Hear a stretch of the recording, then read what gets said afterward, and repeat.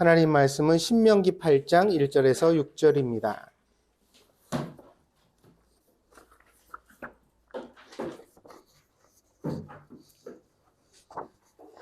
신명기 8장 1절에서 6절입니다. 봉독하겠습니다. 내가 오늘 다 같이 1절, 다 같이 하겠습니다. 시작. 내가 오늘 명하는 모든 명령을 너희는 지켜 행하라. 그리하면 너희가 살고 번성하고 여호와께서 너희의 조상들에게 맹세하신 땅에 들어가서 그것을 차지하리라. 내 하나님 여호와께서 이 40년 동안에 내게 광야길을 걷게 하신 것을 기억하라. 이는 너를 낮추시며 너를 시험하사 내 마음이 어떠한지 그 명령을 지키는지 지키지 않는지 알려 하심이라. 너를 낮추시며 너를 줄이게 하시며 또 너도 알지 못하며 내 조상들도 알지 못하던 만나를 내게 먹이신 것은 사람이 떡으로만 사는 것이 아니요 여호와의 입에서 나오는 모든 말씀으로 사는 줄을 내가 알게 하려 하심이니라. 이 40년 동안에 내 의복이 헤어지지 아니하였고 내 발이 부르트지 아니하였느니라. 너는 사람이 그 아들을 징계함 같이 내 하나님 여호와께서 너를 징계하시는 줄 마음에 생각하고 내 하나님 여호와의 명령을 지켜 그의 길을 따라가며 그를 경외할지니라. 아멘.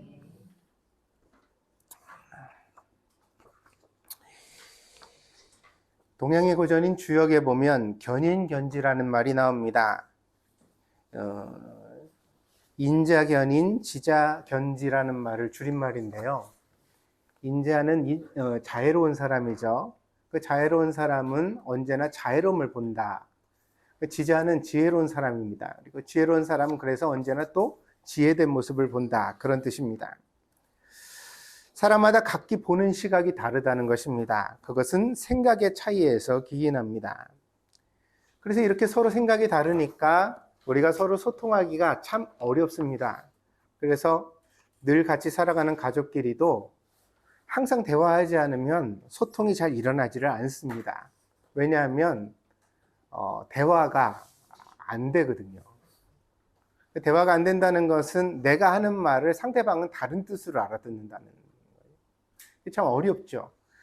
좋은 뜻으로 말을 했는데 상대가 상처받기도 하고 오해하기도 하고 그럽니다.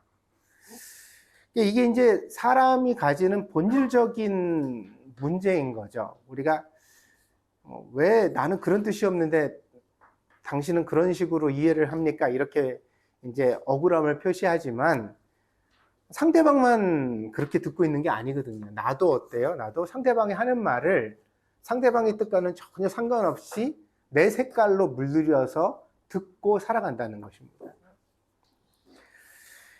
이렇게 서로 생각이 다르기 때문에 신앙생활이 참 어렵기도 합니다. 왜냐하면 우리가 다 신앙생활을 하면서 하나님께 복을 얻기를 원하는데 그 복의 내용이 사람들마다 다 다르기 때문입니다.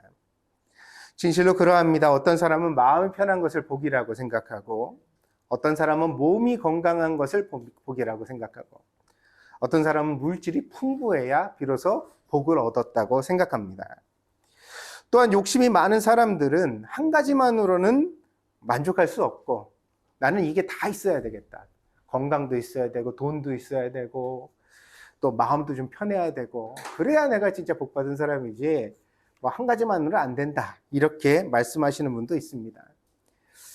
근데 한번 생각해 보면 제가 말씀드린 거 세 가지 중에 하나도 없는 인생이 부지기수인데 그 중에 하나만 있어도 사실은 복 받은 거잖아요. 그렇잖아요? 우리가 정말 천금이 없어도 또 뭐 사람이 또 뭐 여러 가지 그런 문제가 있다 손치더라도 아침에 일어나 건강이 있다는 사실만으로도 아픈 사람들에 비하면 얼마나 복을 얻은 거예요. 뭐 아픈 사람들이 우리보다 더 죄를 짓고 나쁜 사람들이라서 벌 받는 건 아니잖아요. 그러니까 우리보다 훨씬 선량하고 훨씬 더 훌륭한 사람임에도 불구하고 평생을 아프고 고생하는 분들이 있는 것을 곁에서 보면 그래도 참 내가 복이 있다 이런 생각이 들기도 하거든요. 그런데 그런 생각은 잠깐이고 우리는 보통 우리에게 없는 것만을 생각할 때가 많습니다. 교회 나와 예배를 드리는 분들이니까, 그리고 또 여러 가지 교회 일들을 감당하는 분들이니까 욕심이 없고 자기 자신은 소박하다고 생각하실지도 모르겠습니다. 그래도 내가 아침마다 큐티를 하는데 성경을 내가 몇 번을 읽었는데 예배를 드릴 때마다 내가 설교에서 은혜를 입는데 그럼 그래도 나는 좀 욕심이 없는 사람 축에 들지 않을까? 그럴 수도 있습니다. 그러나 아닐 수도 있습니다. 왜냐면 사람은요, 욕심이 감추어진 채 살아가거든요. 겉으로 드러날 때는 매우 겸손한 말로 자기를 포장합니다. 그게 우리가 소위 말하는 예의라는 것이기도 하고요. 내 마음에 없는 말을 하죠. 자꾸만 나는 먹고 싶은데도 괜찮습니다 그러고, 갖고 싶은데도 아닙니다 그러고, 나도 사고 싶은데 아니 나는 저거 필요 없어, 이런 언어를 일삼으면서 우리가 살아가는 거죠. 근데 그 우리의 내면의 깊은 밑바닥에는 우리도 다 욕심이 있죠.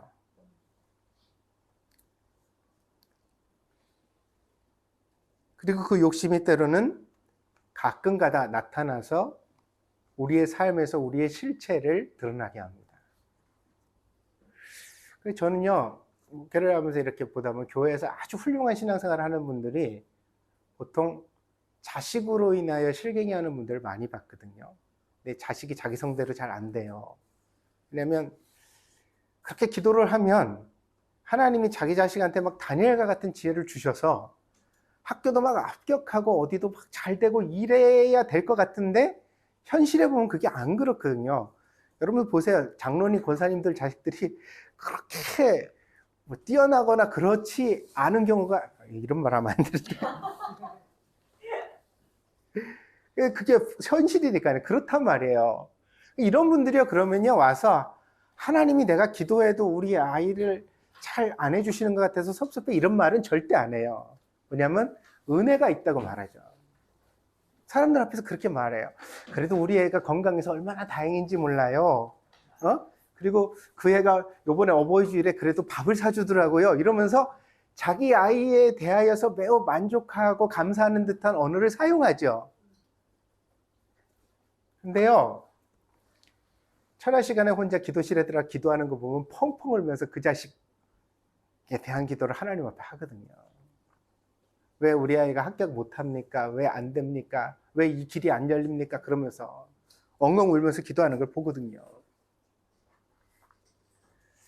부모 마음이죠. 그 부모 마음이 사실은 근본적인 우리의 욕심과 있다에 있는 것도 사실입니다. 그걸 구분할 수가 없어요, 사실은. 그래서 욕심이 없다는 말이 굉장히 좀 뭐라 그럴까요? 포장된 말이에요, 사실은. 다. 여러분만? 저도요.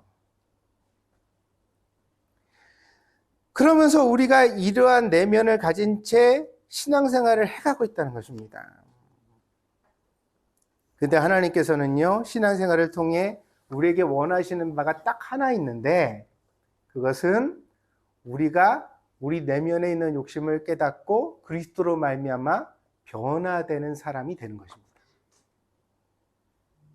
진짜 신앙생활은요, 우리의 실체에 자꾸 마주해야 돼요.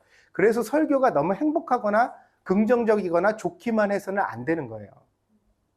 왜냐하면 그거는 여러분 입으로 잘하고 있습니다, 여러분 밖으로 잘 드러나고 있습니다, 그리고 여러분의 속사람은 별로 관심이 없습니다, 이런 얘기거든요.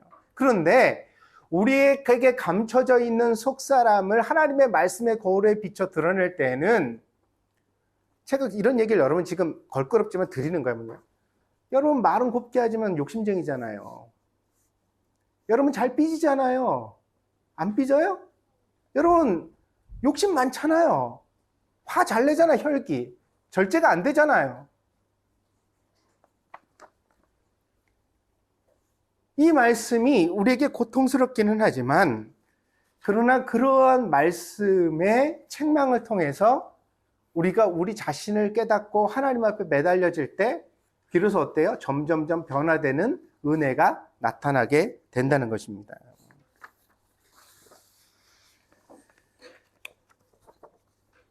처음 성경의 5권을 5권의 책을 모세 오경이라고 우리가 말을 합니다. 창세기, 출애굽기, 레위기, 민수기, 신명기 이렇게 되어지죠. 그럼 오늘 우리가 읽었던 본문은 신명기 말씀이에요. 모세의 마지막 책이죠. 성경의 순서로도 봐도 그렇고요. 모세가 기록한 순서로 봐도 마지막 책이에요. 왜냐하면요, 이 신명기는 모세가 40년의 광야 생활을 다 마치고 느보산에 올라가 죽기 전에 그 사이에 이제 저작하게 되어지는 회고록과 같은 책이에요. 그래서 이 신명기는요, 40년의 광야 생활과 출애굽기를 이렇게 뒤돌아보면서 기술하고 있는 책이에요. 그래서 유언과 같은 책입니다. 그 유언의 책에서 오늘 모세는 뭐라고 이야기를 하냐면, 너희들이 걸어왔던 40년의 광야 생활을 다시 한번 생각하고 기억하라, 그렇게 말합니다.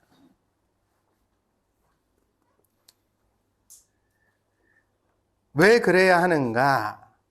바로 그 광야가 그냥 생겨난 길이 아니라 하나님께서 의도를 가지고 우리를 인도해 오신 인생의 과정이라고 설명하고 있는 것입니다. 신자의 구원은 임의와 아직이라는 두 가지 차원을 가지고 있습니다. 제가 지난주부터 이제 얘기를 드리는데, 임의라는 것은 구원이 이루어졌다는 뜻이에요. 요한복음 1장 12절에 보면 영접하는 자 곧 그 이름을 믿는 자들에게는 하나님의 자녀가 되는 권세를 주셨으니, 과거형이에요. 이미 하나님의 자녀의 권세를 우리가 받았다는 거예요. 구원 받았죠. 그래서 이거는 이미 이루어진 구원이에요. 우리가 지옥에 갈 죄인으로부터 천국에 들어갈 수 있는 하나님의 자녀로 변화되는 신분적 구원이 이루어졌다는 거예요. 그런데 또 빌립보서 2장 12절에는 이런 말씀이 나옵니다. 그러므로 나의 사랑하는 자들아, 너희가 나 있을 때뿐 아니라 더욱 지금 나 없을 때에도 항상 복종하여 두렵고 떨림으로 너희 구원을 이루라, 그래요. 이건 미래형 시제거든요. 그럼 구원이 아직 이루어지지 않았다는 거예요. 아니, 하나님의 자녀가 벌써 됐는데 그럼 아직 남은 구원이 있느냐? 그거를 이제 모세가 이스라엘의 출애굽 사건을 통하여 우리에게 시각적으로 보여주는 거죠. 그게 뭐예요? 이집트의 노예에서 모세가 단판을 짓고 홍해바다를 건널 때, 홍해바다에서 이집트의 모든 군대가 수장되어서 죽잖아요. 역사를 보면요, 이집트의 왕조가 바뀌어요. 여기서 군대가 다 수장되면서 왕권이 힘을 잃게 되어서 이집트의 왕권이 파라오가 바뀌어지는 그런 역사가 나타나게 되어지거든요. 놀라운 사건이죠. 이때부터 이집트는 더 이상 팔레스타인의 히브리인들을 노예로 끌고 갈 힘을 잃게 되어지는 거예요. 완전히. 그래서 히브리인들은 비로소 구원되었어요. 노예가 아닌 자유인이 됐어요. 여기 구원의 실체가 있는 거예요. 홍해바다를 건너는 사건으로. 그래서 제가 이야기를 지난주에 드렸죠. 사도 바울이 고린도전서 맞습니다. 고린도전서 10장에 나온 말씀인데요. 이스라엘 히브리인들이 홍해를 건널 때 그 홍해바다에서 하나님께 세례를 받았다, 이렇게 해서 그래요. 이따가 우리가 본문을 찾아서 한번 봅시다. 왜냐하면 여기 광야에 대한 사도 바울의 해석이 그대로 나오고 있기 때문에 한번 봅시다. 근데 그래서 세례를 받는 사건과 같이 우리가 죄의 권세에서, 죽음의 권세에서 해방되어 구원을 얻는 사건이 있었다는 거예요. 그러나 가나안 땅에 들어가 비로소 하나님의 백성으로서의 그 모든 축복을 누리기까지는 그 사이에 40년의 광야의 생활이 있었다는 거예요. 여기서 하나님께서 이루시는 것이 뭐냐? 수준적 구원이에요. 무슨 얘기냐? 아직 하나님의 자녀가 됐지만 하나님의 자녀로서의 역할을 감당할 만큼 나의 내면 세계가 변화받지 못했다는 거예요. 이건 어린 것도 마찬가지입니다. 그래서 우리가 구원받는데 하나님이 축복 주신데 이건 좋아요. 좋은데 하나님이 그래, 이제 오늘 이 신명기 8장에서 나오는 모세의 얘기가 그 얘기거든. 40년 광야를 지난 다음에도 모세는 안심하지 않아요. 무슨 얘기냐면, 너희들은 아직 가나안 땅에 들어가서 하나님의 축복을 받았을 때 그것을 잘 감당할 만한 그릇이 안 됐다는 거예요. 그러면 왜 그런데도 불구하고 가나안 땅에 들어가야 되느냐? 여기까지는 아직 메타포, 비유이기 때문이에요. 무슨 얘기냐면, 하나님이 출애굽 사건을 통하여 앞으로 일어날 신자의 구원을 시청각 교제로 보여주시는 장면으로서 이걸 삼으신 거예요. 그래서 히브리인들이 가나안 땅에 들어갈 수 있었어요. 그러나 들어가서 누리는 그 축복, 우리가 천국에 가서 받는 것, 또 이 땅에서도 하나님의 자녀로서의 그 권세를 우리가 정말 변화받아서 누리는 그 축복을 받으려면 어떻게 되면 수준이 돼야 된다는 거예요. 근데 히브리인들은 그 수준이 안 됐대요. 모세가 그걸 알아요. 그래서 지금은 신명기 8장에서 히브리인들이 다 모세 앞에 맹세합니다. 우리는 절대 하나님을 떠나지 않고 잊지 않고 은혜를 버리지 않고 무조건 하나님 말씀에 복종하면서 저 가나안 땅을 차지하겠습니다. 이렇게 말해요. 그런데 여러분 이 신명기 8장 보세요.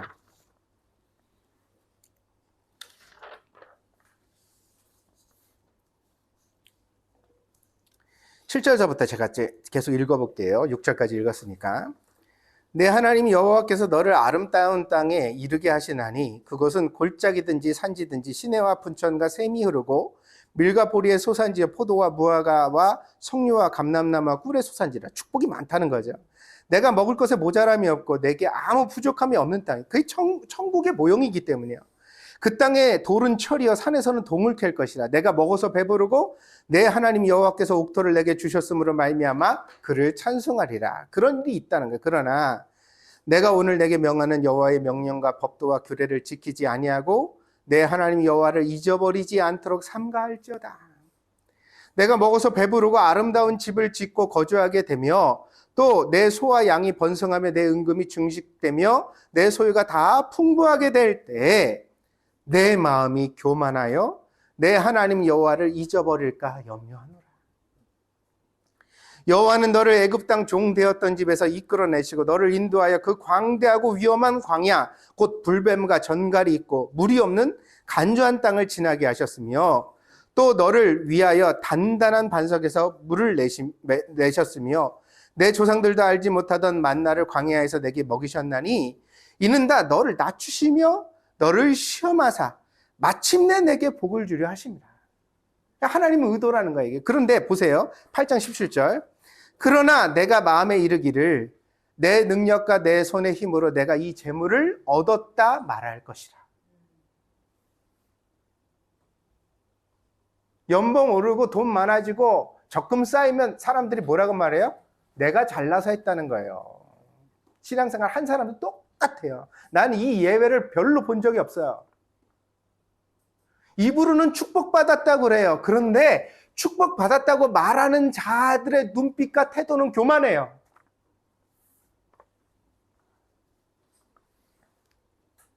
(8장 18절입니다) 내 하나님 여호와를 기억하라. 그가 내게 재물을 얻을 능력을 주셨습니다. 이같이 하시면 내 조상들에게 맹세하신 언약을 오늘과 같이 이루려 하심이니라. 내가 만일 내 하나님 여호와를 잊어버리고 다른 신들을 따라 섬기며 그들에게 절하면 내가 너희에게 증거하노니 너희가 반드시 멸망할 것이다. 여호와께서 너희 앞에서 멸망시키신 민족들 같이 너희도 멸망하리니 이는 너희가 너희의 하나님 여호와의 소리를 청종하지 아니함입니다. 이 경고를 받았는데 히브리인들이 모세의 경고를 잘 지켜서 축복을 이어갔어요? 아니면 결국 망가졌어요? 망가졌어요. 그게 역사예요. 그래서 히브리서에 가면 히브리 기자가 그거예요. 이건 예표다. 이루어지는 일이 아니라 이루어질 일에 대하여서 하나님께서 비유를 드신 것이다. 그래서 히브리인들이 아직 수준이 되지 않았지만 가나안 땅에 들어가는 것까지 허락하신 거예요. 왜? 그 약속이 실제한다는 것을 우리에게 보여주시기 위해서.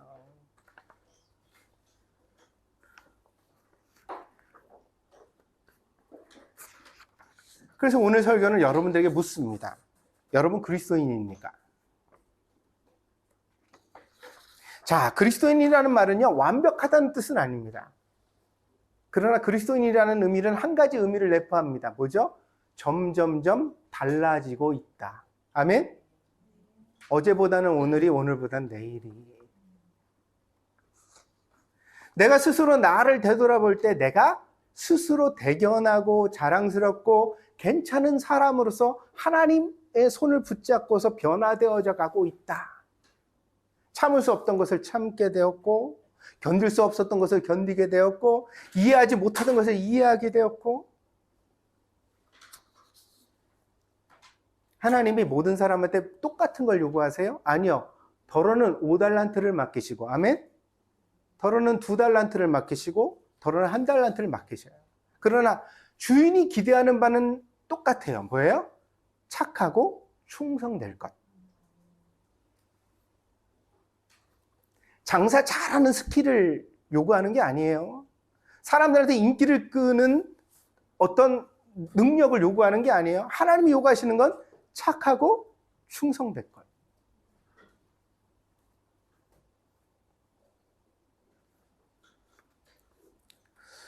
오늘 본문이요, 이것을 위하여서 우리가 착하고 충성된 사람이 되기 위하여 가장 필요한 성결적인 문제가 무엇인가를 너무 극명하게 보여줍니다. 그게 뭐죠? 오늘 본문의 말씀에서 모세가 이렇게 얘기를 하죠. 내 하나님 여호와께서 이 40년 동안에 내게 광야길을 걷게 하신 것을 기억하라. 여러분들 언어를 제가 바꿔드릴까요? 지질이 고생하게 하신 것을 기억하라. 기도하는 것들을 안 들어주셨던 것들을 기억하라. 네가 원하는 것과 정반대의 길을 하나님께서 가게 하셨던 것들을 기억하라. 아프고 힘들어서 한탄했던 것들을 기억하라. 남편과 아내가 원수되었던 날들을 기억하라. 자식이 정말 아무 기대도 가지지 못할 만큼 나를 실망시켰던 때를 기억하라. 내가 너무너무 아파서 울던 날을 기억하라. 외로웠던 날을 기억하라. 하나님 앞에 탄식과 눈물만 나오던 그 날을 기억하라.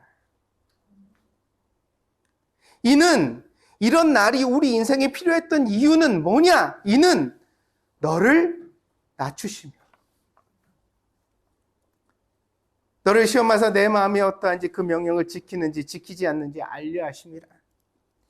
입으로는 하나님, 내가 하나님 말씀 다 지킬게요. 신앙생활 잘할게요. 믿음으로 살아볼게요. 그렇게 말했지만 하나님은 우리 말을 믿으시지 않았다는 거예요. 그러면서 우리의 내면을 보셨대요. 그런데 뭐라 해요? 낮추신다는 말은 무슨 뜻이죠? 여러분 생각해 보세요. 아이가 학교 갔다 와가지고 책상에 잘 앉아서 매일 복습과 예습을 철저히 하면서 자기 할 일을 해요. 그런데도 부모가 공부해라 공부해라 그럴까요? 안 하죠. 쥐할 일 그렇게 하면 그냥 두고 간식 갖다 주고 어이구 우리 아들 고생하네 그러면서 등 한번 두둥겨주면 돼요. 근데 자꾸 부모가 애만 보면 공부해라 공부해라 공부해라 공부해라 뭘 얘기하고 있는 거죠? 부모가 볼 때는 얘가 도무지 충분히 공부하지 않고 있는 현실이 보여지기 때문이죠.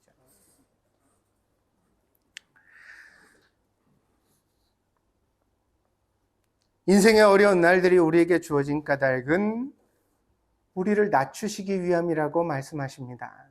그 말은 바꿔 말하면 우리 안에 교만이 있다는 뜻입니다. 내가 판단하고 내가 주장하고 내 고집대로 하려고 하는 생각이 완고하게 자리 잡고 있어서 그러면 우리 마음이 그렇게 교만하면 어떤 결과가 나타나냐? 지키는지 지키지 않는지. 마음이 완고하고 교만하면 하나님의 말씀을 주셔도 지키지 않는 사람이 된다는 거죠. 왜 그러느냐? 내 생각이 있기 때문에. 꼭 그렇게 할 필요가 있을까? 저게 맞을까? 나는 다르게 생각하는데 난 이렇게 하면 된다고 생각하는데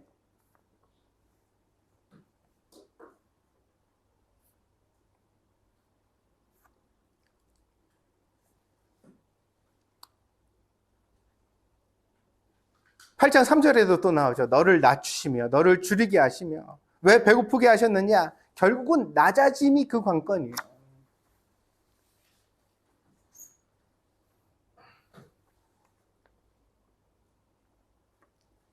겸손한 자가 되어야 비로소 하나님의 말씀이 들린다는 거예요.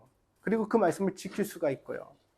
하나님 말씀의 대척점에 서서 우리가 완고한 고집을 부리고 하나님 말씀을 지키지 않는 데는 우리 마음속에 교만이 있기 때문이라고 모세는 지적합니다. 우리가 그 고집대로 살면 어떻게 됩니까? 8장 3절 그렇게 말하죠. 사람이 떡으로만 사는 것이 아니요 하나님의 입에서 나오는 모든 말씀으로 말미암아 사는 줄을 알게 하려 하십니다. 자, 이거 뒤집을게요.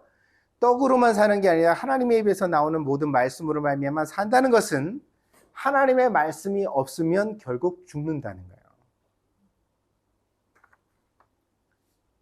우리가 겸손하지 않으면 하나님 말씀을 지키지 않는데, 지키지 않는다는 것은 결국 그 말씀이 우리에게 없다는 뜻이다. 그러면 결국 우리는 어떻게 된다? 멸망한다.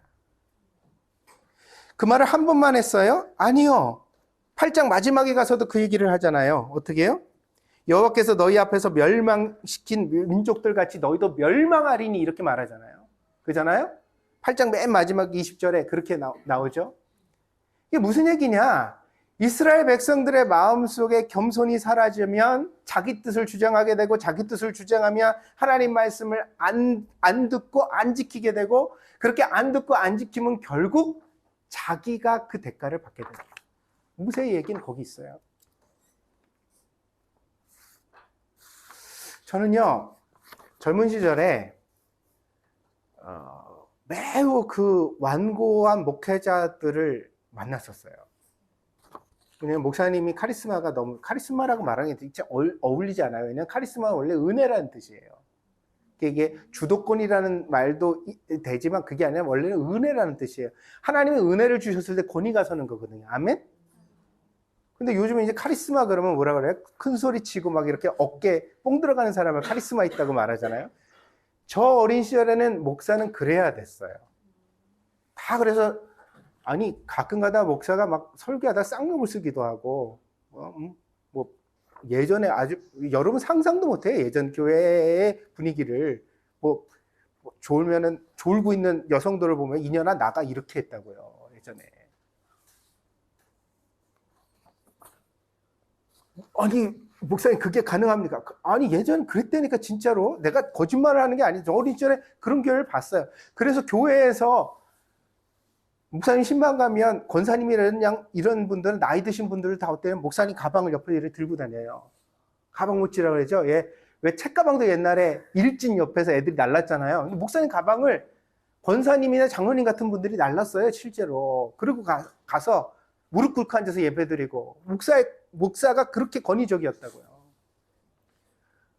그러니까 이런 권위적인 교회 속에서 설교도 어땠냐면요, 이런 설교 많았어요. 흔히 목사는 하나님이 다 돌보시는데 목사 말 안 듣고 맘대로 하고 이러면 하나님이 병을 주시고 사업을 풍지박산나게 하시고 그 자손이 3대가 안 되고.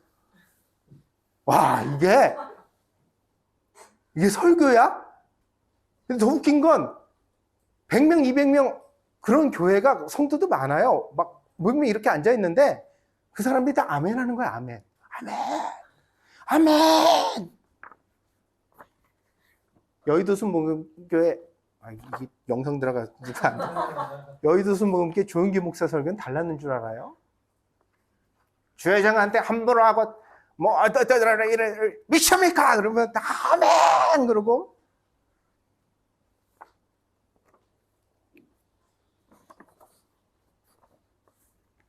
그런 시대를 겪어봤기 때문에 저는 목회를 하면서 다른 목사가 되고 싶었습니다. 제가 왜 교회에서 커피를 타느냐? 왜 아이들이랑 반말을 주고받으면서 손을 잡고 끌어안고 지내느냐?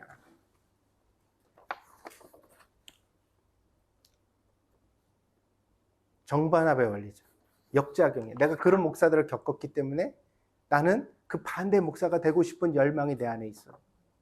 그냥 아이들이랑 눈높이를 맞춰 애들만 보면 무릎을 꿇고 앉아서 눈을 맞추고 그랬어? 저랬어? 얘기를 나누고, 여러분한테 커피를 타서 대접하면서 스스로 내가 무슨 생각을 해요? 괜찮은 목사다. 내가 참 잘한다. 그래, 나는 우리 교회를 꽤 평등하게 가져가고 있어.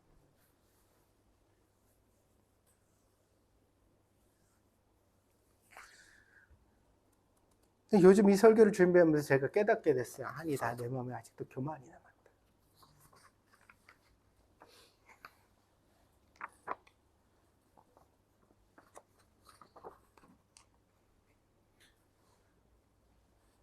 나는 아직도 목사라는 옷을 못 벗었다.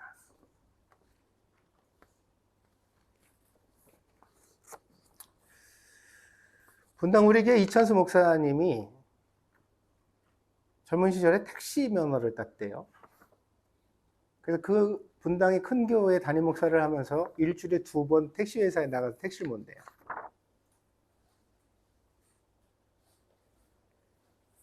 왜 그러냐 그랬더니 성도들 살아가는 삶의 현장과 너무 동떨어져 목사답게 목사로서 그게 자기가 하나님 말씀을 깨닫는데 너무 방해가 된다는 거예요.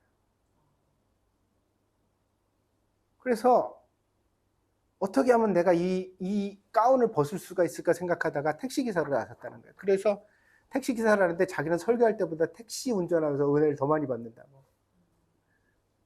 절 다니는 할머니도 태우고 어린아이도 태우고 그러면서 얘기를 나누다 보면 목사님이 하나님이 나한테 하시는 말씀을 듣는데요. 제가 요즘 고민을 하고 있습니다.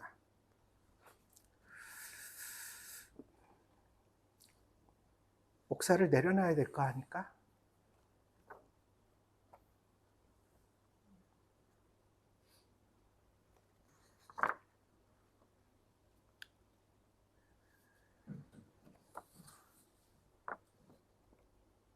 스무 살의 전도사가 돼서 55세가 되도록 늘 목사님 주의 종, 하나님의 종이라는 소리를 들으며 살아왔던 그 타성에 내가 젖어 있는 거 아닐까? 나는 평생 목사라고 했는데 그 길을 가고 싶은데 어쩌면 그 길을 가려면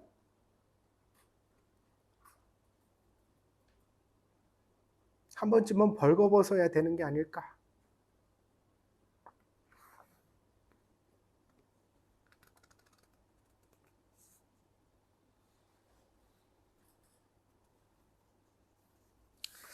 여러분, 나는 이 설교를 안 할 수가 없습니다. 우리는 교만해요. 그리고 너무 교활해서 그 교만함을 신앙으로 잘 포장한 채 끌어안고 살아가고 있어요.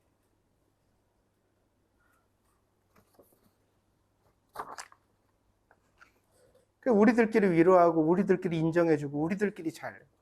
근데 밖에서 보면 재수없어. 쟤네 참 재수없네. 맨날 우리들을 죄인이라고 그러면서 지들 사는 거 보면 뭐 다 욕심 똑같이 부리고 뭐 성질 똑같이 살아있고.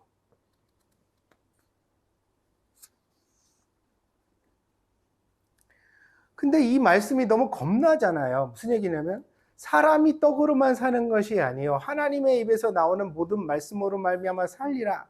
너희가 만약 그 말씀으로 살지 않으면 결국 이 8장 마지막 절에 너희가 멸망하리라. 근데 실제로 이스라엘 히브리인들이 200만 명이 출애굽을 했지만 가나안 땅에 살아서 들어간 건 2명에 불과하다고 하지 않아요. 그럼 이 신앙생활이라는 거대한 비전 앞에서 우리가 정말 천국에 이르는 하나님께 칭찬을 듣는 아니 죽어서 천국 들어가는 게 신앙의 목적은 아닐 거 아니에요. 우리가 살아서 모세처럼 갈렙처럼 여호수아처럼 한번 쓰임받는 인생을 그래도 좀 살고 가야 천국에 가서 하나님께도 좀 아이고 하나님 내가 그래도 믿어서 좀 이렇게 됐습니다. 이렇게 뭔가를 할 텐데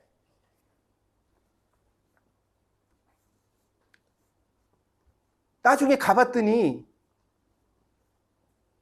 악하고 게으른 종아 난 네가 한 일 하나도 인정할 수가 없다. 하나님 그러시면 이제 우리가 어쩔 거냐 이거 어쩔 거냐.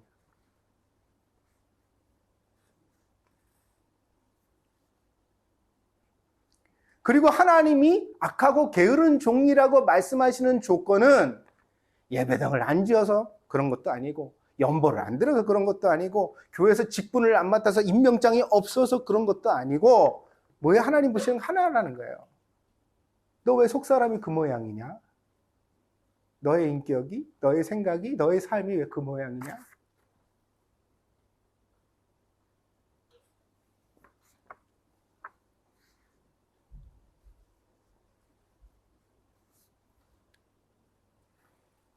이게 우리가 만나야 되는 하나님의 말씀의 현실입니다.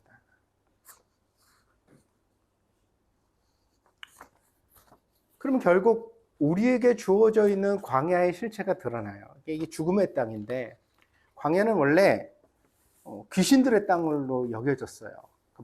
밤에 바람이 휙 불면 거기서 이상한 바람 소리가 휙 나고 그러면 그게 귀신 울부짖음처럼 들려서 사람들이 마을에 있다가 이제 해가 지고 불이 꺼지고 그러면 광야를 안 들어가는 거예요. 왜? 거기 들어가면 괜히 이상한 일 당한다. 뭐 그런 생각들을 사람들이 다 가지고 있었기 때문이에요. 예수님도 처음에 공생애를 시작하실 때 40일 동안 광야에 들어가 금식하시고 마귀로부터 시험을 받으시잖아요. 그러니까 마귀가 시험하는 장소를 광야로서 설정하고 있는 거죠.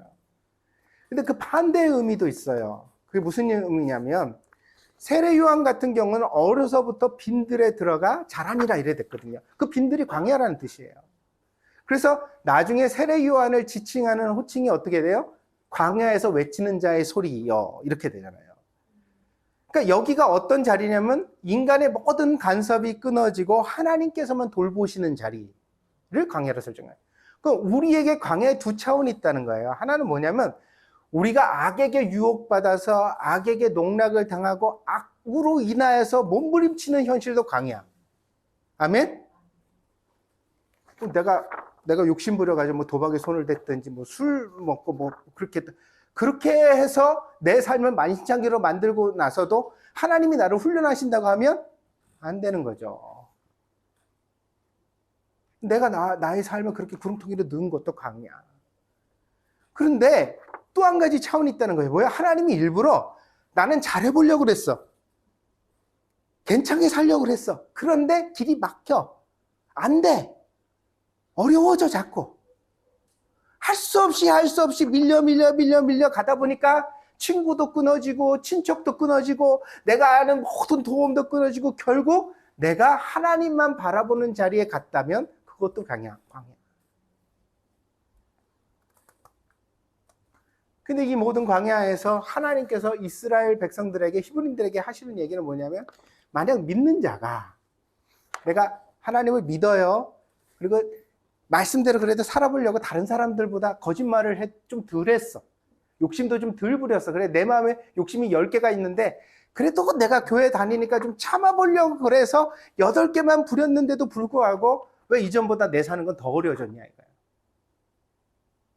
왜 나한테 병이 오게 됐냐? 왜 나는 점점 더 어려운 현실로 들어가게 됐느냐는 거예요. 그럴 때 성경이 대답해 주는 바는 뭐냐면 바로 그 자리가 하나님께서 너를 낮추시는 자리다. 내 안에 있는 교만을 드러내시고 그것을 바꾸시는 자리다.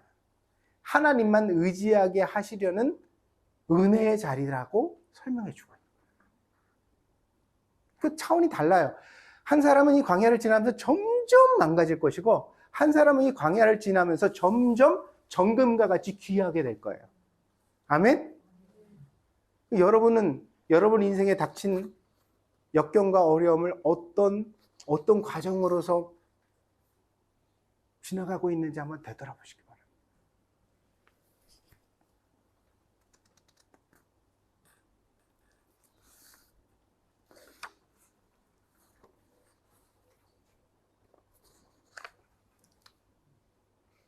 신앙은요, 말로 되는 것이 아닙니다. 남에게 보여주려고 하는 것도 아닙니다. 그래서 제가 이 신앙에 하나님이 주시는 말씀을 갖다가 제가 마음에다 이렇게 고민을 하고 났더니 여러분이 질문하는 모든 질문들이 너무 하찮은 거예요. 주의를 지켜야 되냐 안 지켜야 되냐, 뭐 11조를 해야 되냐 안 해야 되냐, 교회를 몇 번 와서 뭐 밥당분을 참여해야 되냐, 뭐 남전도회 모임에 가야 되냐, 뭐를 어떻게 해야 되냐.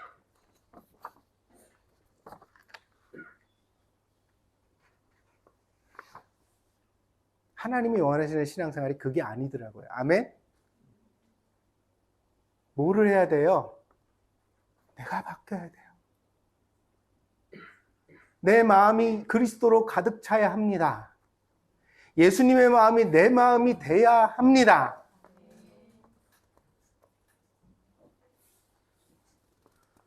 그것을 위해서 설교를 듣고 그것을 위해 감동을 받고 그것으로 인하여 날마다 씨름하면서 살아가는 사람이 돼야 한다는 거죠. 그게 성경이 우리에게 가르쳐주고 있는 신앙생활의 정체라는 것입니다. 그러면 여러분이 어디에 있든 무엇을 하든지 하나님께서 반드시 여러분을 축복의 통로로 사용해 주실 줄 믿습니다. 여러분, 너무 격식에 얽매이지 마세요. 너무 남한테 보여지는 것을 의식하지 마세요. 바리새인들이요, 성경에서 가장 예수님께 지적을 받고 이 독사의 자식들이라는 심한 욕을 들었는데요. 이 사람들이 이렇게 된 데에는 성경을 몰랐기 때문도 아니고 기도를 안 했기 때문도 아니에요. 예수님이 신약 성경에서 바리새인들을 어떻게 표현하시는지 아세요? 저들은 옷술을 크게 하고 여기 이 옷술 여기가 도포자락처럼 여기가 컸대요. 왠 줄 알아요? 성경 말씀을 갖다가 이렇게 쓴 걸 갖다가 간직한다고 자기 암송하는 구절을 간직한다고 이 옷소매 손목에다 매서 신명기 말씀 나오잖아요. 매가지고 옷소매에다 이렇게 넣고 다녔다는 거예요. 근데 그게 거룩한 액세서리죠. 내가 이렇게 하나님 말씀과 친하다 이걸 드러낸 거야. 근데 이게 바리새인 같은 경우는 하나를 넣으면 폼이 안 나. 많이 넣어야 되는 거야. 이거를 여기다가 막 두루마리 책을 백과사전 같은 걸 여기다 넣어야지 되는 거야. 그래야 내가 이 무거운 걸 들고 다닐 만큼 내가 하나님 앞에 영적이다는 걸 드러냈던 거예요. 옷수를 크게 하고 옷소매를 크게 하고 이렇게 하면서 그런데 그 손을 들고 시장 어귀에서 기도를 하잖아요. 하나님 나는 저 세리와 같지 않음을 감사하나이다. 성경을 봤는데 자기를 바꾼 게 아니라 세리를 정죄하기 위해서 성경을 받고 기도를 했는데 자기를 바꾸기 위해서 기도를 한 게 아니라 어떻게 해요? 사람들 앞에 과시하기 위해서 기도를 했고 이것이 예수님께서 보시기에 독사의 자식과 너희는 너희만 멸망하는 게 아니라 다른 사람들도 그런 신앙생활에 현혹되게 만들어서 같이 10배나 지옥 자식을 만든다고 말씀했던 거예요. 그래서 우리가 신앙생활을 잘하려면 오른손이 하는 거 왼손이 모르게. 아멘? 남이 알아준지 안 알아주는 자리에서 내가 어떤 사람일까를 늘 고민하셔야 돼요.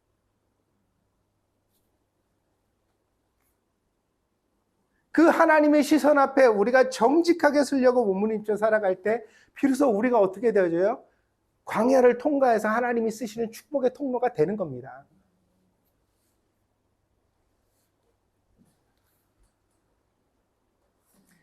제가 신앙생활을 해보니까요.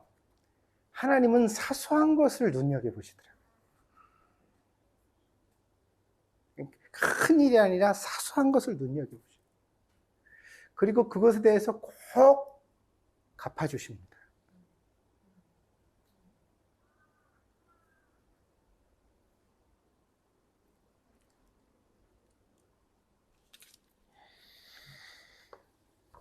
광야 생활의 마지막은 어떠해야 됩니까? 오늘 말씀해 보니까 뭐라 그랬죠? 마침내 복을 주시려고.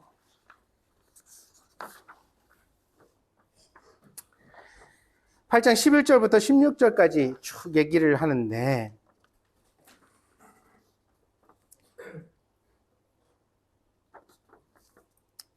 잘 될 때도 잊지 말라는 거예요. 아멘? 여러분이 돈 많이 벌고 잘 나가고 풍성하게 될 때에도 그때도 광야의 길을 걸었던 과정들을 잊지 말라는, 그러면서 우리의 속사람이 변질되지 않도록 잘 지켜내라는 거예요.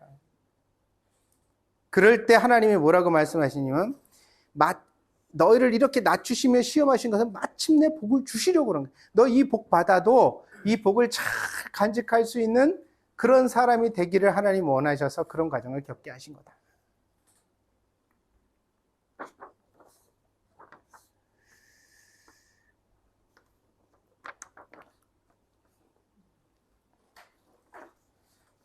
저는 여러분이 보다다 이 축복의 주인공이 되어지기를 간절히 바랍니다.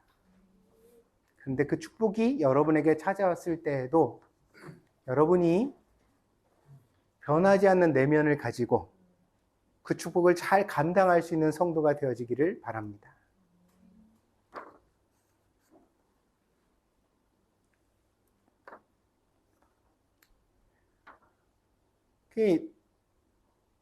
내가 보는 것보다 하나님이 보시는 게 정확하겠죠. 그죠? 목사는 이렇게 보면 아이고 그만 고생하면 좋겠다. 근데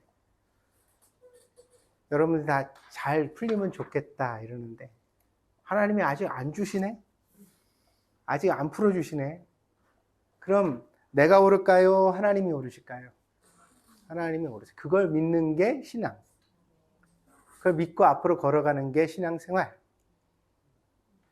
그러니 주어져 있는 이 현실 가운데서 우리가 모두 다 달게 자기 훈련을 해나갈 수 있는 성도들이 되어지기를 바랍니다. 하루를 살아갈 때 부지런히 사십시오. 진심으로 사십시오. 만나는 모든 일들 가운데 기도하는 마음으로 행하십시오. 남을 바꾸려고 하지 말고 여러분 자신이 변화되는 것에 집중하십시오. 분명히 여러분이 믿어야 할 것은 하나님은 여러분을 고생만 시키고 헛고생으로 만드실 분이 아니라는 것입니다. 히브리서 11장에 뭐라 그래요? 믿음은 바라는 것들의 실상이요 보지 못하는 것들의 증거니 너희 선진들이 이로써 증거를 얻었느니라. 하나님께 나아가는 자는 반드시 그가 계신 것과 그가 자기를 찾는 자들에게 상 주시는 이심을 믿어야 할지니라. 하나님을 찾으면 상을 받습니다. 믿습니까? 마침내 복을 얻습니다. 믿습니까? 하나님은 반드시 우리를 그 길로 인도하시기를 원하십니다. 그런데 조건이 있다는 거예요. 변해라.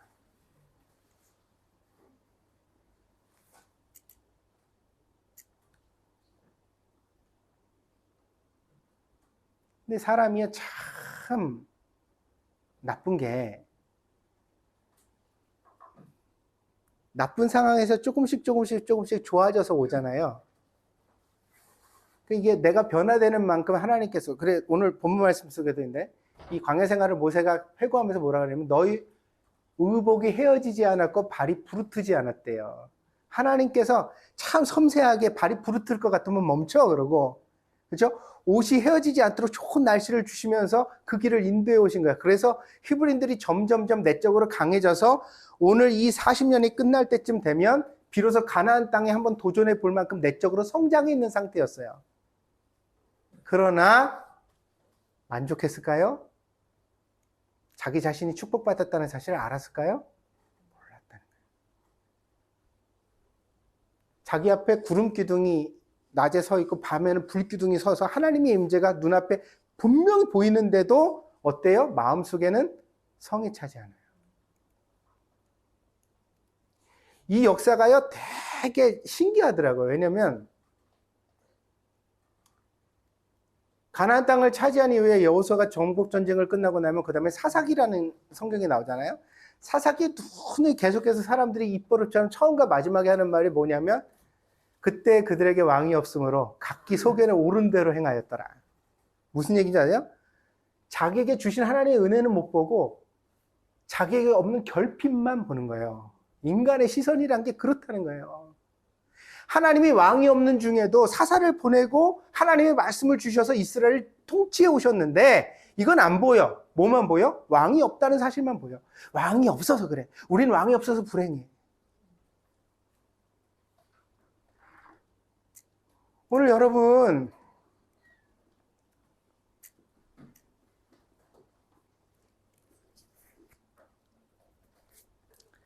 하나님이 여러분에게 주신 은혜가 보여요?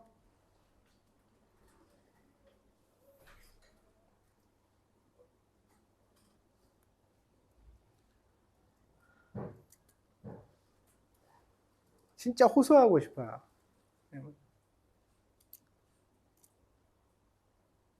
왜 안 보일까? 욕심이 있어서. 욕심이 왜 있을까? 우린 교만하기 때문에. 왜? 난 당연히 받아야 되고 누려야 되고 이건 내게 아니야. 이건 내 인생이 아니야.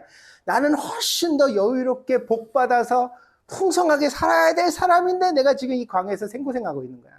나는 지금 이 자리에 안 어울려. 나는 어디 있어야 돼? 나는 저기 왕궁에 있어야 돼. 나는 저 성에 있어야 돼. 나는 저기서 많은 포도원을 가지고 있어야 돼. 이 생각이 우리에게 차 있어서 우리에게 결핍만 보인다는 거예요. 이런 사람에게 하나님의 말씀이 가도 안 들려요. 안 지켜요. 왜냐면 내 생각이니까. 그럼 결국 어떻게 돼요? 점점점 더 힘들고 어려운 인생의 가정들이 하나님 없는 우리가. 하나님께 복을 받으려면 어떻게 해라? 내가 변해야 된다. 어떻게? 결핍을 보는 게 아니라 은혜를 보는 시선으로 변화되어지기. 감사합니다.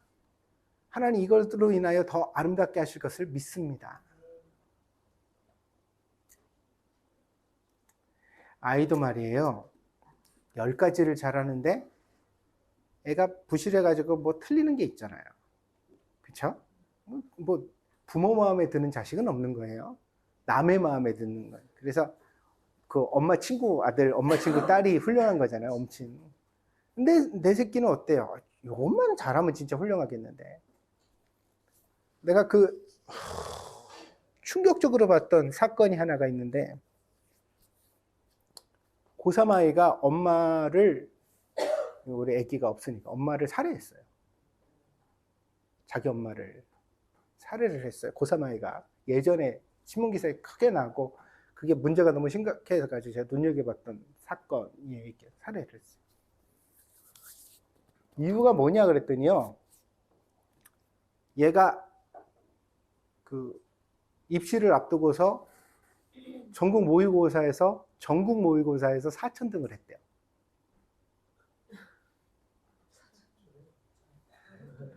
잘했어요, 못했어요? 4,000등이면 서울대 가요.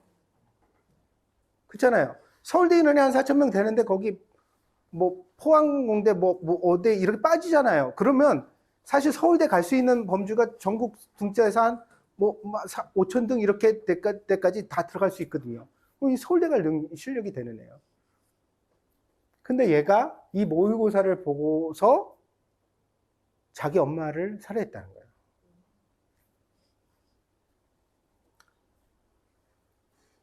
엄마가 평소에 전국 1등 하라고 애를 잡았대요. 그냥 잡은 게 아니라 그 전 모의고사에서 전국 27등인가를 했대요. 진짜 잘한 거죠, 그죠? 전국 27등을 했대요. 그런데 엄마가 그날 얘를 엎드려 뻗쳐놓고 골프채 방망이로 애를 때렸대요. 너는 엄마가 비싼 가에 붙여주고 너가 하면 전국 1등 할 수 있는 거 내가 알고 있는데 왜 새끼야 정신이 나약해가지고 전국 1등을 놓쳤냐 그러면서 애를 두드러 팼다는 거예요. 근데 그렇게 두드러 맞은 애가 그 다음 모의고사에서 전국 4,000등이 나온 거예요. 우리가 보기에는 괜찮은 엄청난 결과지만 사실 문제 몇 개만 틀려도 석차가 그렇게 벌어지겠죠. 그 꼭대기에서는. 근데 얘는 자기가 27등하고 엄마한테 두드러 맞은 그 트라우마에 4,000등을 말했을 때는 내가 살 수 있다고 생각이 안 들어요. 얘가 그래서 엄마를 살해했어요. 재판을 받았는데 너무 그 어린 나이고 그 심정이 이렇게 얘기되니까 사람들이 할 말을 잃은 거죠. 그래서 나중에 선고된 최종심의 징역이 4년인가 밖에 안 됐던 걸로 기억해. 자기 엄마를 죽이고도. 입시와 엄마와 부모와 자식 지간을 어떻게 만들고 있느냐, 뭐 이런 사회적인 문제가 일어났어요.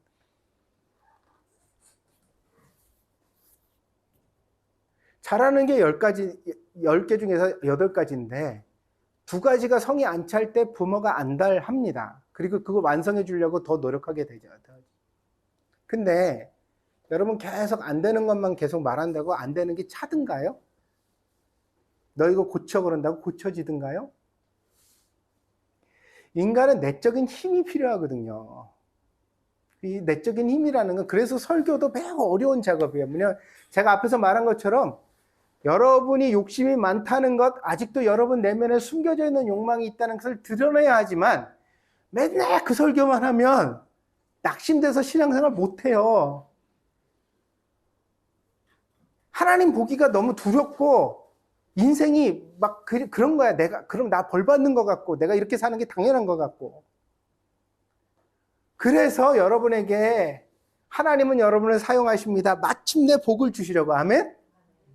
그 희망의 긍정의 바탕 속에서 우리가 고쳐야 될 것들을 일깨워가는 것이 하나님께서 우리를 다루시는 방식이기도 하다. 우리도 어때야 돼요? 우리 교육적으로도 여러분 잘 알고 있죠? 한 번 야단치기 전에 10번 칭찬하라. 믿습니까? 안 되는 거 하나 말하기 전에 잘하고 있는 거 10개를 생각해서 말해줄 줄 알아요.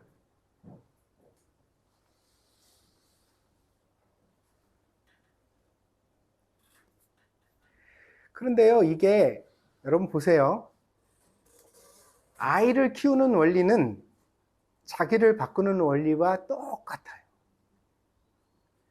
여러분이 좋은 부모를 만나 좋은 양육을 받았다면 여러분들도 훨씬 트라우마가 적고 훨씬 더 건강한 내면을 가지고 있었을 거예요. 근데 그렇지 못했거든요. 그래서 하나님이 두 번째 기회를 주신 거예요. 뭐예요? 자식을 키우면서 자기를 한번 잘 다뤄봐라. 근데 여러분이 우리의 인생의 참 파라독스와 슬픔은 뭐냐면 근데 왜 사람은 그렇게 자기가 당한 대로 그대로 갚아주냐 이거예요. 내가 싫었던 것들을 그대로 방불하게 똑같이 하면서 큰 소리 치는 아빠가 싫었는데 내가 내 자식한테 큰 소리를 치면서 때리는 아빠가 싫었는데 나도 내 자식을 이리 와 그럼 때리고 있고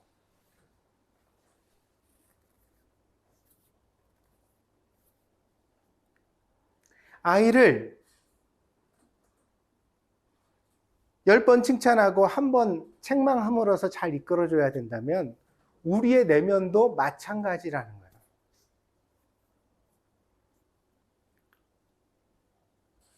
여러분 잘하는 게 뭐예요? 칭찬받을 만한 모습이 뭔가요? 여러분 자신에 대해 자부심을 느끼고 있나요? 그걸 확인하세요. 그러면서 자기를 좀 이렇게 해주세요. 이거 맨날 인간관계 치유훈련 이런 데서 여러분 익숙해져서 그거 다 하는 거지 이렇게 하는데 그거 말고 하나님이 여러분을 보듬어 주시는 마음으로 여러분 자신을 잘하고 있단다. 괜찮다. 훌륭해. 아멘? 조금만 더 노력하자. 너는 이 광야에서 끝날 인생이 아니야, 절대로. 이걸로 내가 너한테 너를 갖다 여기서 그냥 이거 만들려고 이집트에서부터 데리고 나온 게 아니야. 나는 너를 데리고 큰 축복에 이르게 하고 싶단다. 나는 세상 모든 사람들이 너를 부러워하게 만들고 싶단다. 근데 내가 너한테 그렇게 마음껏 축복을 부은 그때에도 다시 교만해지지 않을 수 있겠니? 지금 붙든 그 순수한 신앙을 붙들고 끝까지 살아갈 수 있겠니? 변하지 않는 마음으로? 그래서 너의 자녀한테 네가 정말 아름다운 유산을, 믿음의 유산을 물려줄 수 있겠니? 하나님께서 오늘 우리를 그렇게 부르시고 있는 줄 믿습니다. 그러니 이 말씀을 붙들어 지금 여러분에게 주어져 있는 일을 잘 감당하길 바랍니다. 큰 그림을 그려왔는데 이제 끝냅시다. 돌아가야 될 자리로 제가 데리고 올게요. 애들 도시락 궁시렁거리면서 싸면 돼요, 안 돼요? 기쁘게 싸요. 아멘? 요리를 잘하든지 못하든지 그게 주어진 일이잖아요.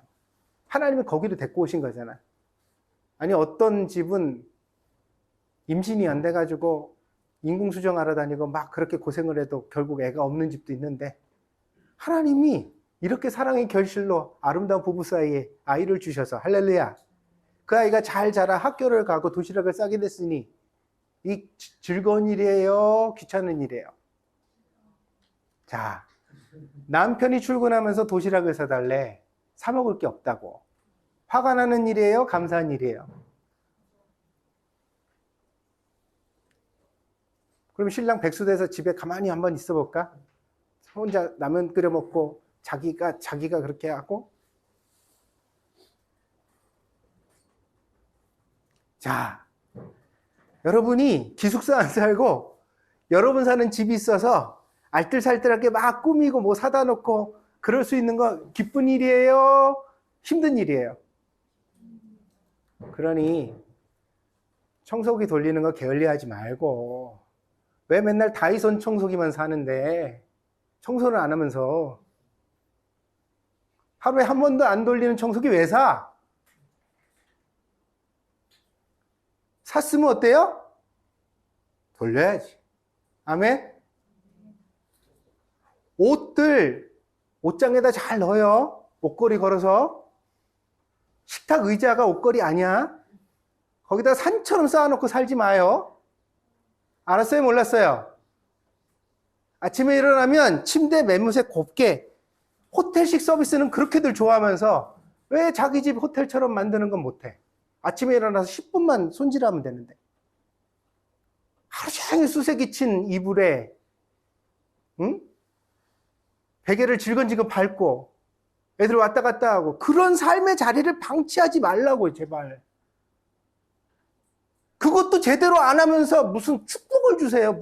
뭔 축복? 당신이 생각하는 축복은 가정부 고용해서 필리핀 이민자가 와서 침대 돌보고 청소기 밀어주고 밥 만들어주고 가만히 앉아서 자기 유튜브만 보고 인스타그램이나 올리고 그러면서 사는 거야? 뭔 그런 놈의 축복이 있어. 하나님 그런 거 찬성 안 하시는데. 믿습니까? 그래, 지금 주어진 현실에 여러분들이 정신을 차려 일어나서 애들을 딱 보면 눈을 마주치면서 저 어떻게 내가 채워줘야 될까? 제가 아직 덜 찬 잔인데 내가 용기를 줘야 될까? 내가 격려를 줘야 될까? 내가 데리고 나가서 산책을 해야 될까? 내가 쟤를 데려가서 어떻게 하면 제가 건강하겠어요? 아니, 부모의 역할이 그거 아니에요. 아이를 키우는 거 아니에요. 아멘? 부모가 아이의 액세서리예요? 나를 기쁘게 하기 위해서 태어났어요? 아니잖아요.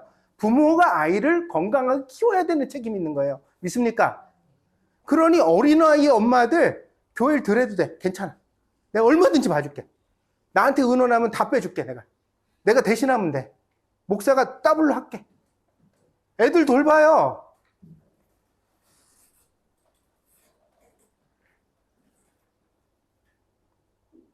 그래서 저녁 식탁이 아름답게 하고, 여러분 자식들이, 여러분 가정의 식구들이 행복하게 만들고, 그래서 여러분 식구들이 제발 그런 말을 하면 좋겠어. 뭐야? 엄마가, 아빠가 교회 나가더니 우리 집이 너무 좋아진 것 같아. 할렐루야.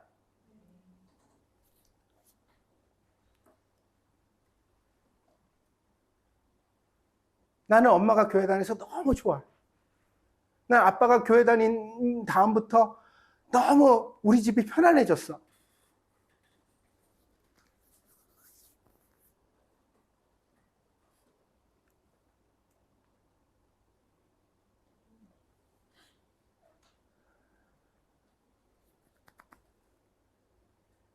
그렇게 살다 보면 어느 날 여러분들에게 포도원도 생기고. 믿습니까?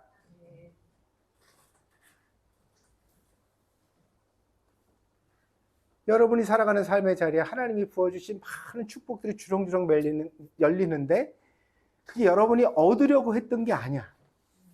생각도 못했던 것들이 막 달려. 애가 막 하버드를 갈 수도 있고, 나는 학원도 안 보냈는데 막 애가, 엄마 내가 요번에 알아봤는데 UC 버클리에서 나를 오래. 이게 어떻게 그래?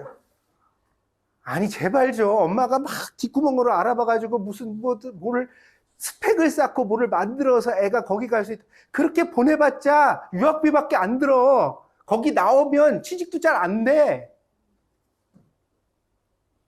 인생은 자기가 개척하는 거예요. 믿습니까? 눈이 똑바로 박혀있고 앞이 보이는 아이들이 길을 열어가는 거예요. 그렇게 키워내야죠. 그렇게 키워내는 다른 조건이 있는 게 아니야. 여러분 자신이 훌륭해지면 됩니다. 믿습니까? 공부하세요. 자기 공부 안 하면서 애들 공부하라고 그러지 말고. 제발 책 좀 읽고, 무슨 대화가 나든 교양 있는 대화를 할 수 있는 수준은 돼야 될 거 아니야. 엄마가 되고 아빠가 됐는데 맨날 고등학교 때 교과서에 나온 것만 가지고 평생 울고 먹고 살아. 진짜.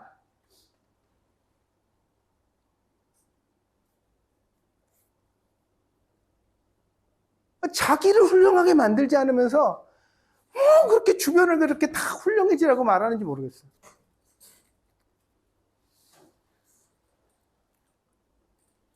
그러면 어떻게 되어져요? 나중에 하나님이 하나님의 복으로 갚아주신다.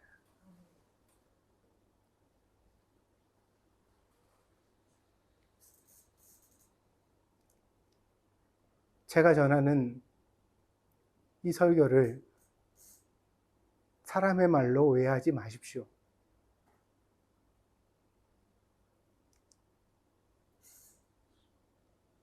제가 읽고 묵상하고 고민하고 아파하면서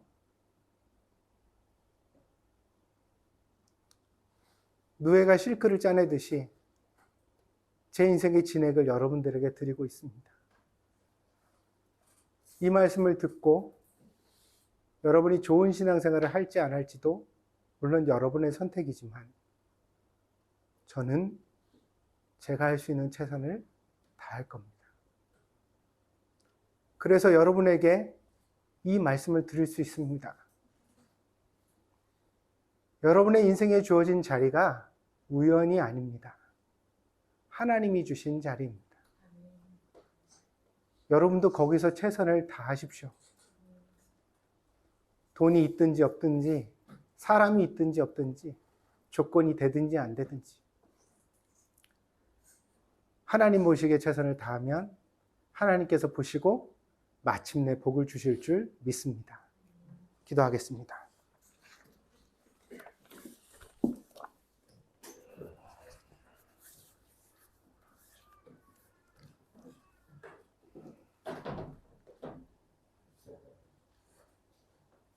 한 번뿐인 인생을 그냥 허투루 흘려보낼 수는 없습니다. 신앙이 우리를 하나님의 축복의 자리로 부르는데 우리가 그 부름에 잘 대답하고 잘 선택하고 잘 쫓아갈 수 있기를 원합니다. 하나님께서 나에게 준비하신 것들을 내가 부족해서 받지 못하는 일이 없게 하여 주시옵소서. 충분히 준비되고 충분히 그 말씀을 쫓아가서 마침내 하나님의 축복에 이르는 저희들이 되게 하여 주시옵소서. 상처투성이인 내 안에 어린아이를 봅니다. 인생을 살아오며 아팠고 배신당했고 고통했으며 남이 알지 못하는 많은 눈물을 흘렸기에 지금은 그 눈물이 다 지나간 이후에도 여전히 딱지가 앉아있는 내 영혼을 바라봅니다. 하나님, 아무도 없는 광야에서 어린아이와 같은 나의 영혼을 하나님의 손으로 치유하여 주시옵소서. 고쳐 주시옵소서. 예수님의 심장을 가지고 사랑할 수 있는 사람이 되게 하여 주시옵소서.